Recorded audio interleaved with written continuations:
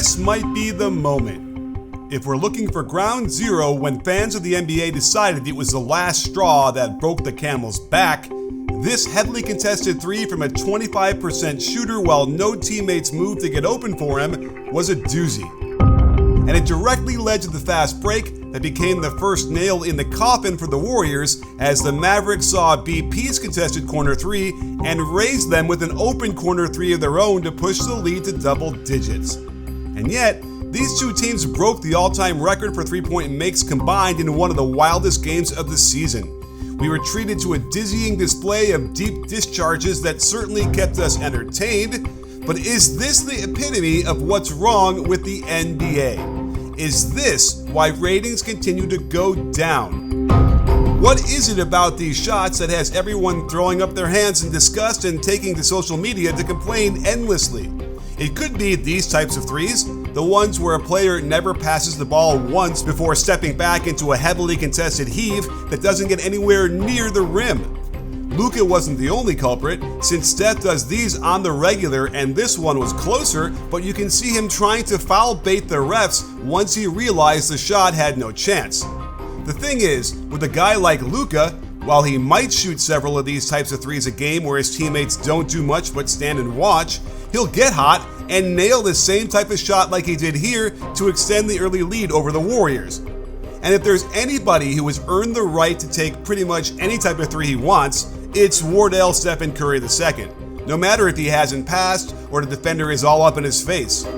The problem is, for every ugly possession where the ball or the players don't move much at all and leads to a contested three that is a foot off its target, the randomness of the long rebounds leads to some crazy stuff, like this scramble to the corner with guys diving and flailing out of bounds while Waters audaciously lets this one fly, leading to all manner of feelings. Something that doesn't happen very often is a matchup between the team that passes the most and the team that passes the least. But even though the Mavericks don't seem to share the rock that much, they certainly knew how to leverage their offense to generate a lot of good looks in this game. The roll man becomes a pivotal part of generating threes, since passing it to him generally forces an extra defender to bump down in help rotation. That makes it easy for Lively to kick it out on a good angle to Luka, who is wide open for this catch and shoot.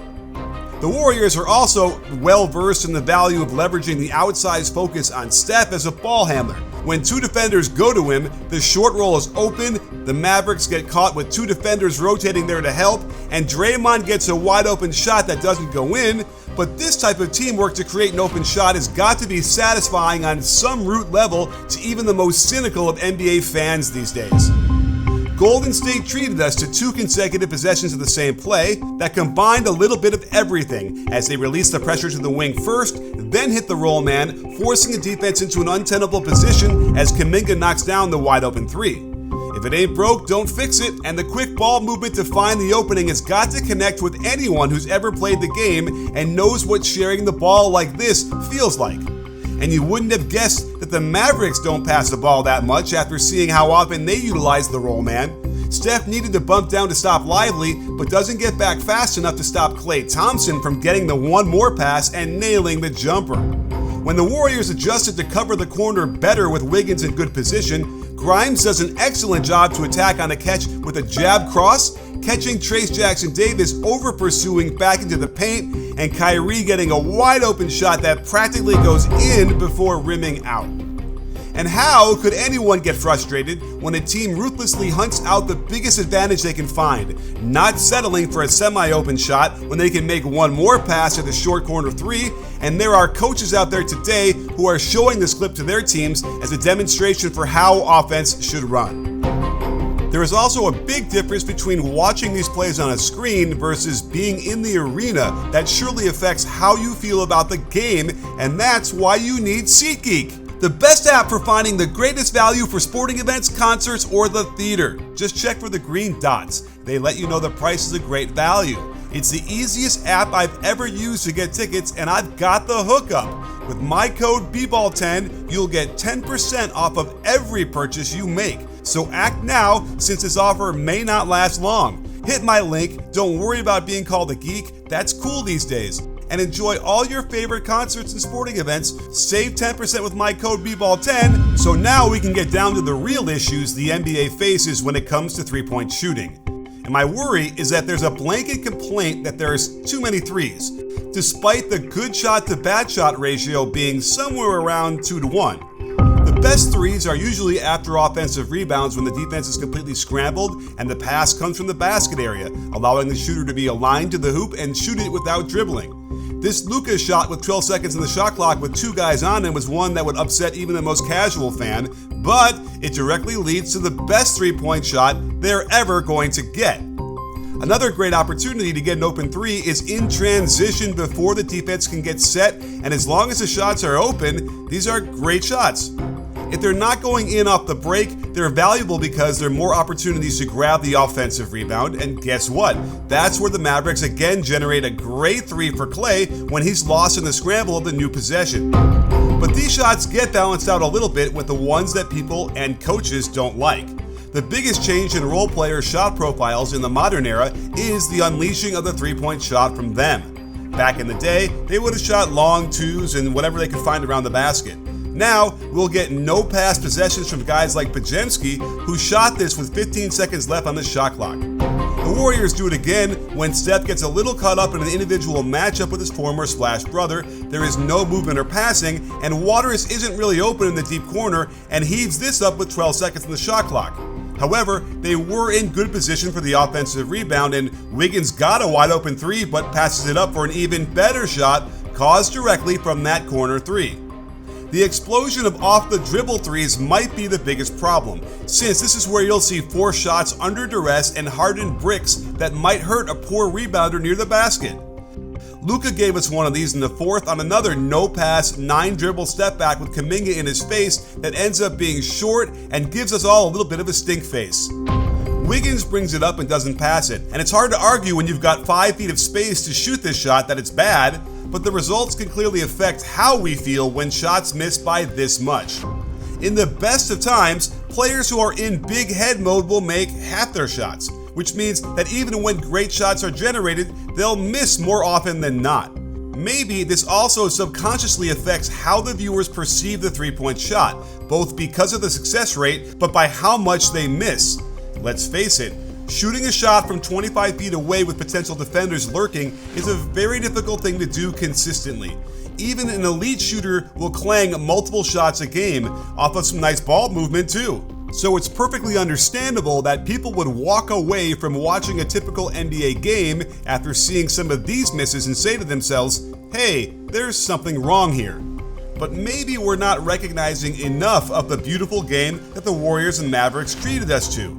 Here, Golden State breaks into their patented low post split with Draymond on the block and Curry coming off of 2 screens. Instead of forcing it over the big man, Curry throws a gorgeous 46-foot skip pass. We get a one more pass and Pajemski gets the open shot and drops it in.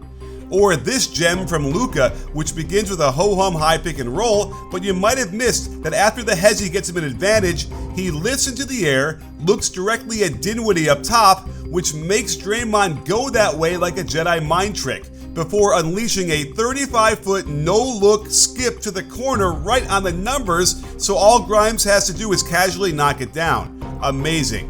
He did it again in the third with some elite dribbling skill to get by Looney, but watch how he can keep his head turned towards PJ Washington in the corner while he takes his 2 steps into the jump. This freezes Steph in place so he can whip a no-look backhanded 30-foot pass perfectly to Clay's pocket with enough room to get this up and off and in.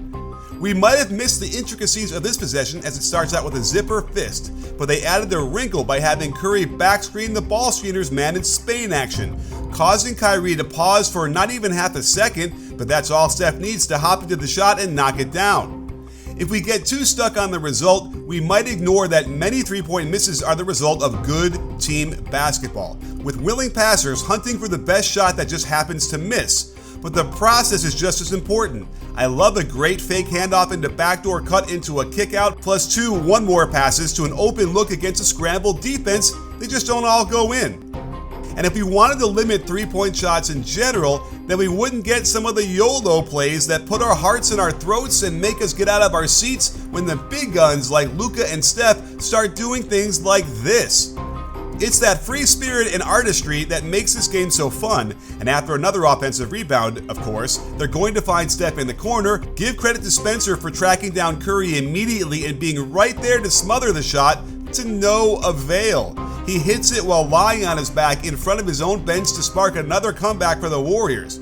And for teams who appear to have no chance, the three can at least keep the games extremely interesting, as Lindsey Waters III displays the audacity to scoop this ball up, find himself one-on-one on the break, and just float up in the air towards the hoop and drop it straight down. And then seeing terrific defense to knock the Steph dribble away into a steal, fly down the court, fill the lanes, and have Luka spot Klay with a small lane to skip the ball right into his pocket for the death blow that began the end for the Warriors. So, before we start completely condemning the NBA for shooting too many threes, let's take a breath and look a little deeper into how these shots are generated. I suspect we'll realize that, sure, each game is going to have some really bad shots from behind the arc, but we'll get rewarded to a lot more of the kind of shots we love to see, and more importantly, contribute to winning basketball.